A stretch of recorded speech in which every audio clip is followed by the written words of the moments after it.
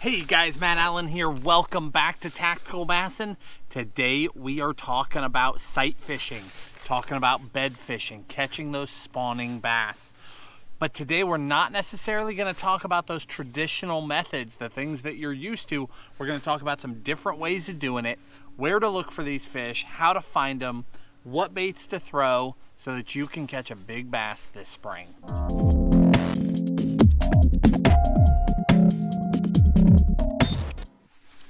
Now, if this were going to be a traditional bed fishing video, the first thing I would do is pick up a white creature bait or a white worm and start talking about how easy it is to go out and sight fish. That is not what we're going to talk about today. Now, there is a time and a place for this, and we'll circle back around. But what I want to talk to you guys about is how to catch those fish that are more difficult, because those are the fish that matter. Now, before we get too in depth, I know that there are people that, one, don't like to bed fish, and you have every right to not bed fish. Two, people that get upset that we teach people how to bed fish. It is what it is.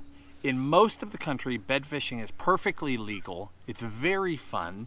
You can do it responsibly, and we're happy to show people how to do that. So we're just going to get that out of the way right now. What we're going to focus on today is when to look for these fish, where to find them, and then what to do when you do find them. Because if you're a pond guy on a place where no one ever bed fishes, it's the easiest thing in the world. You walk up to the shore, you see the bass on the bed, you throw the bait in there, they eat it, the end.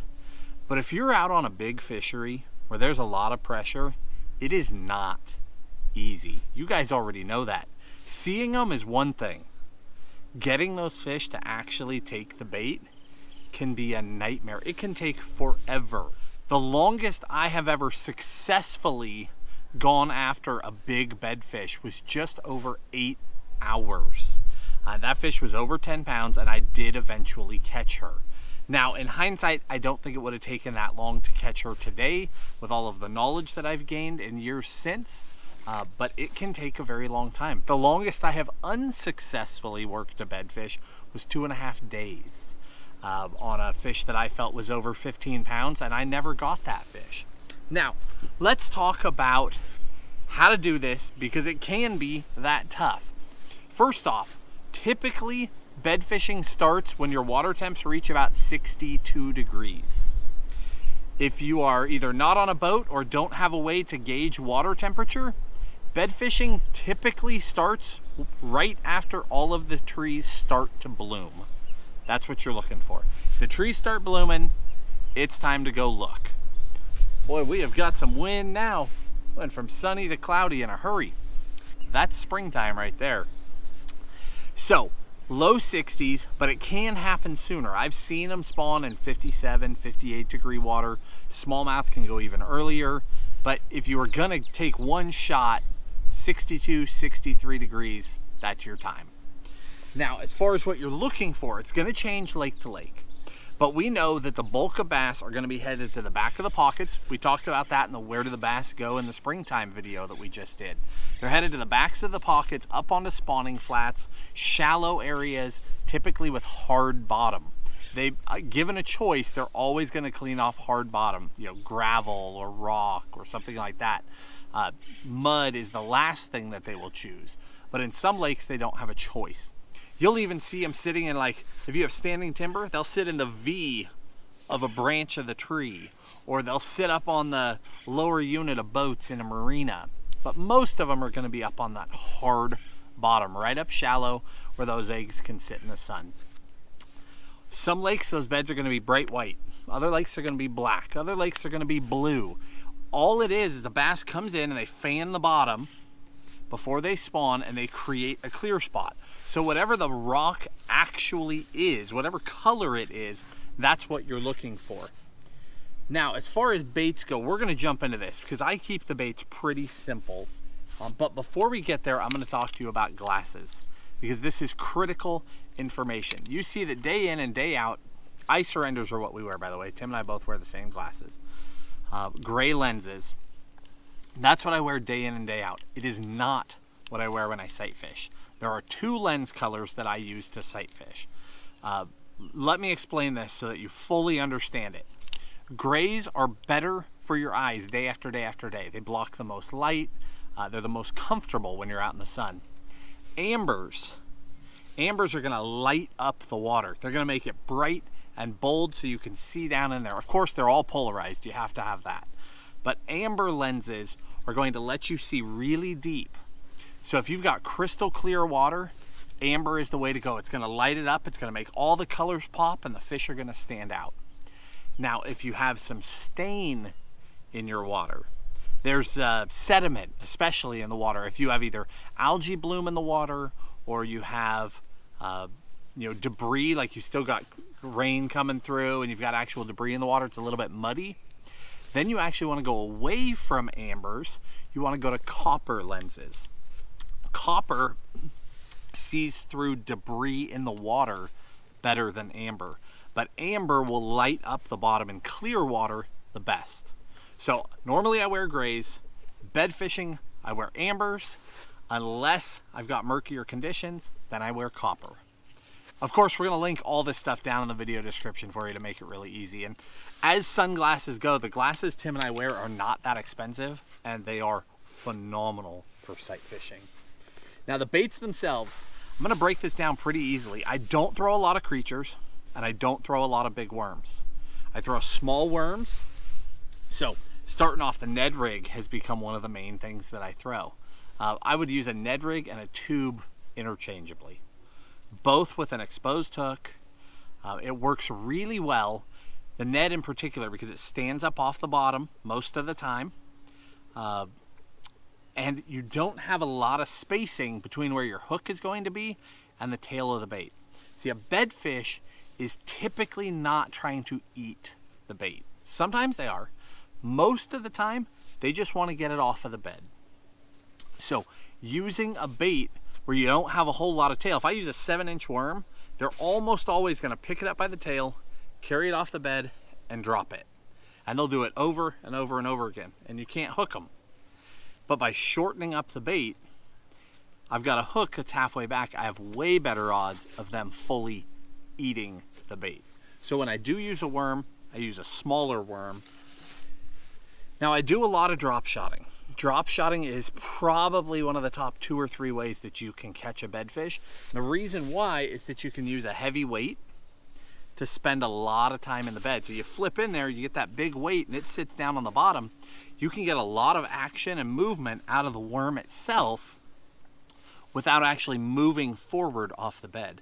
See, the problem is a lot of guys are aggressive with a bait and you cover ground very quickly. You don't realize every time you hop, you're moving 4 or 6 or 8 inches and you cross that sweet spot very quickly. Because even on a large bed, if a bass has made a 2 or 3 foot bed, there may only be a 6 or 8 inch spot on there that they're actually willing to defend. They kind of pick the sweet spot for themselves. So don't be afraid to work your way across a bed until you find the spot where the fish actually cares that you're there, and then focus in on that point. That's a big deal. And again, the benefit of the drop shot is once you know where that location is, you can pitch in there, you can get a lot of movement out of the worm without moving forward. You can stay in place and continue to play with that fish and try and get them to react. Color-wise, there is a time and a place for bold colors. If your fish are aggressive and they're willing to eat bold colors, do it. And the reason why is that it's easy to see when they eat them. If that fish swims up and grabs that worm by the tail and I'm throwing a white worm, I can see that they don't have the hook. The hook's up here. If they come up and they fully engulf it, I know it, I set the hook. That's the value of the bold color. That said, if you're in a pressured fishery, it can get really tough really quick. Those fish get very shy of white. So I'll go to other bold colors like chartreuse or to the bright pink. And again, we'll link you everything in the video description. This is a Z-Man worm, that's why it's so stretchy. But a worm like this can be really nice because you will have so many fish grabbing the back half and you set the hook and you rip tails off. And you can go through a whole pack of baits trying to catch one fish. But with that Z-Man stretchy stuff, it doesn't matter. But again, those bright, bold colors, if you can get away with it, are awesome. If you can't, that's when it's time to get interesting. That's when I start going natural. Now we're gonna talk about bluegill baits because that is a big factor for sight fishing. But I also take normal baits and throw them in bluegill type colors. So this is the Shiver Shot. We've talked about that bait a bunch. This color's called Sungill. It's very bluegill-esque. So it seems to get that same reaction without having to throw that bigger bait. So a bait like that and a bluegill type color nose hooked can be a great option if those fish are shying away from the bold stuff. The other thing I'll do is go completely natural. Green pumpkin is one of my favorite bed fishing colors. It works. So many guys go throw those bold colors and you don't have to. I mean, so many of the fish that we catch are on green pumpkin or other totally natural colors. A beaver is another prime example. You can fish it on an exposed jig head. You can Texas rig it. You can use it as a jig trailer. But again, it's not a big elaborate creature. It doesn't have big long tentacles where the fish are gonna pick up the back end. So the creature, if you're gonna do it, go small, go compact. I mean, this is a smallie beaver. It's not even a standard size beaver. Here's an example of my jig. Now this jig has a full size trailer. So there's the comparison of the regular beaver to a smallie beaver, both of which can be great options. But on my jig, if you take a good look here, I've shortened my whole skirt. I trimmed that entire skirt to make it much smaller, much more compact, so that when it's sitting on the bottom, it's harder for them to come up and just get a piece of it. They're more likely to come in and commit to the center of that bait if it's not so big and bulky. And then again, that trailer, if they're short striking, you take that full size off. And on the smallie, I only take the last little nub off the end of that guy. Split my tails for movement. Thread that smallie beaver on there. And it gets so compact that they almost can't miss. That's the whole thing with these bedfish. You may only get one shot. See how compact that gets? Now, if they're coming in to get that creature bait, it's hard not to get that hook. That's what you're looking for with a bed bait. Small and compact is ideal. You can throw a bigger bait, but you really don't want to throw a bait where you've got a lot of bait out behind that hook. You're going to get so many short strikes. And then it comes down to the size of fish to decide what jig to throw. This was a pitching jig, that Arky style head, heavy wire hook. But if you're on giant fish, I always go to that no jack with that giant hook in it. So that when I do get that big bite, I can stick that fish and I know that I've got him. That's a great way to go. But again, it depends on the size of the fish. Now, let's talk about tiny baits, because that is a fantastic option too. We've already talked about when you're worming or throwing the jig, going with a smaller option. These two guys are killer options as well. The little Kitech 2.8 works awesome on a drop shot, works awesome on an exposed jig head. And that is a phenomenal little sight fishing bait because they almost never miss. They come in and get the whole bait. Got a bunch of deer walking up here behind me. What's up, guys? The other one, this is the little Z-Man Craw. Little tiny craw. This is made to be thrown on a Ned head. That is a Ned worm. So it's an alternative to this guy. But see how compact it is? It gets even harder for those fish to miss the hook. But a great little option because bass hate when little bait fish or little craws or bluegills get on their nest. They are natural predators. They're there to eat the eggs, and the bass are going to defend that space. Now, last is the bluegill category. And again, we can run the whole gamut there. The the Matt Lures bluegill is an awesome option in both the standard tail, the flat tail, the hammer tail. He's got 3 different tail designs. I don't even care which one you get. The Matt Lures bluegill is an awesome, awesome option. Bigger profile. But you guys saw the video we put out, I don't know, a couple months ago. One of my clients catching an 11-pounder on that bait. They get very defensive when bluegills come in their beds. That's an awesome option to get a big fish to come in and commit. However, if you're getting short striked, same rules apply. You can downsize. Couple other baits. This guy, the Megabass Dark Sleeper, comes in some bolder colors. And when I saw it on the website, I thought, who would throw that chartreuse? It is so bold. But then, of course, because I always get everything, I got one and I was so impressed. It's actually a very clear, almost iridescent color. The hook is protected, which is nice, but it hooks up. I'm sticking every time I touch that thing. So that's a killer option because I've got a larger profile. It's a heavy wire hook, but it's a small hook, so I can get away with throwing it on a lighter line and I can get more bites. That's a great option. Bastrix makes this little bluegill bait. It's a flat-tailed bait. You can throw it on a drop shot like this guy. And I'm actually glad that this one was still sitting on a rig because I almost forgot to tell you, if you are going to bed fish with the drop shot, I often go with a very short leader. I don't throw a 6 or an 8 or a 10-inch leader.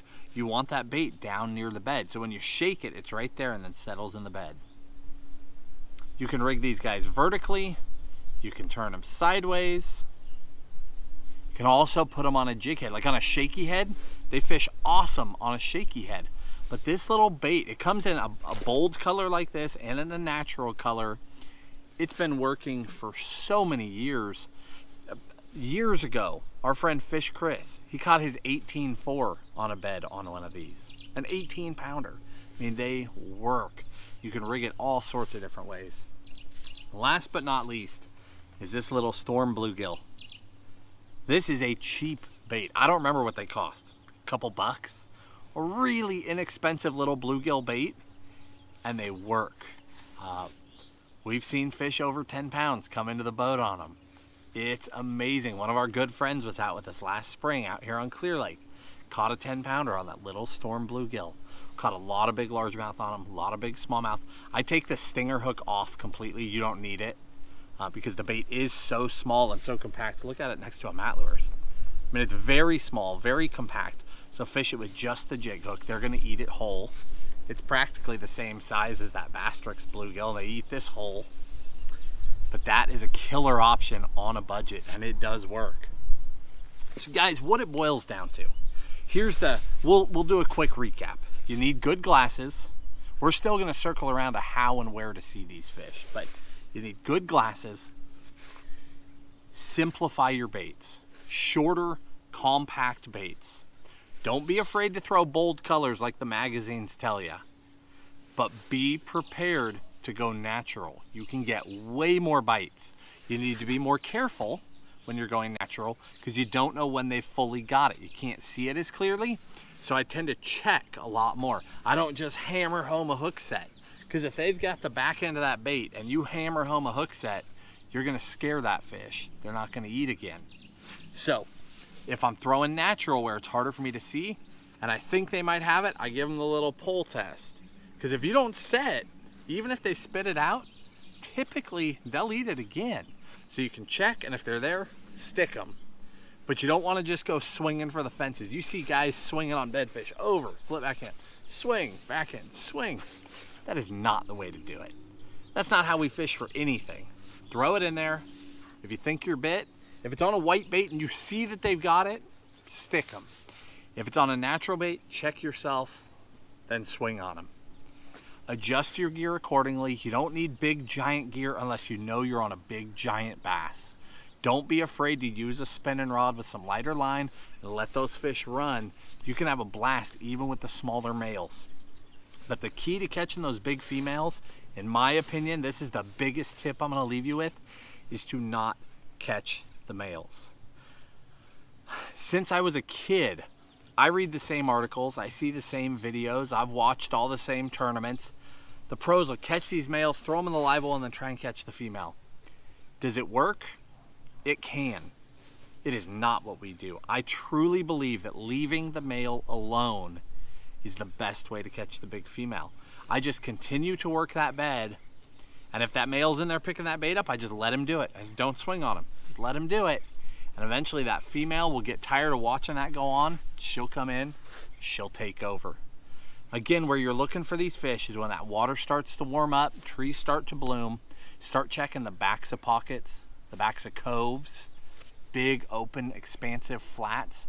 If there's any piece of debris, if there's a trash can or a tire or a stick up or a log, if there's anything, if there's a pack of chips laying on the bottom of the lake, bass like to spawn up against something. They'll make their bed right up against a piece of cover. So if you can't see them, if the water's muddy, flip the edges of the visible cover. Flip the little pockets in the visible cover. That's where those fish are going to be. But when you find them, back off, give them as much room as you possibly can. Wear natural colors, because you better believe those fish can see you. If you're wearing bright red, orange, chartreuse, yellow, it is way harder to catch a bedfish than if you're sitting there in natural tones. That might sound silly sitting on a 21-foot boat, but I'm telling you, it makes a difference because you're so much higher than the boat. They see that color from really far away, and they see your motion and movement, and they start locking down and shutting down. Stay natural, give them as much room as you can, go light line, and then most importantly, put those fish back. Don't put them in the live well. Get that fish in the boat, take a quick picture of it, turn them loose. Those little bucks, they'll go straight back to those beds. That's their job. They're there to defend that nest. The females, they'll typically go right back too. If they've already got their eggs on the bed, they won't. They'll head off to deep water because they were already done spawning, but that male will stay there and defend. If you get that fish, catch them, take care of them, put them right back, the amount of time that that fish is away from that bed is very, very minimal. If you live well those fish and head off to go to a weigh-in or to show your friends or to take a 4-pack of fish, you're taking that fish away from that bed. Those eggs on that bed don't stand a very good chance from predation. But if you're quick about it, you respect those fish, I don't see any issue with bed fishing. It is one of my favorite ways of the whole year to catch them. I'm one of those guys that loves it. You can be an amazing bass fisherman and a terrible bed fisherman. You can be an amazing bed fisherman and a terrible bass fisherman. It's like a totally different sport, and we only get to do it for a little bit of time during the year. So get out there and enjoy it. Take care of the fish. Take these tips. Apply them. You can catch the biggest bass of your life during that short little window when they move up to spawn. You'll have a ball. Guys, if you enjoyed the video, hit that like button, subscribe to the channel, and we'll talk to you soon.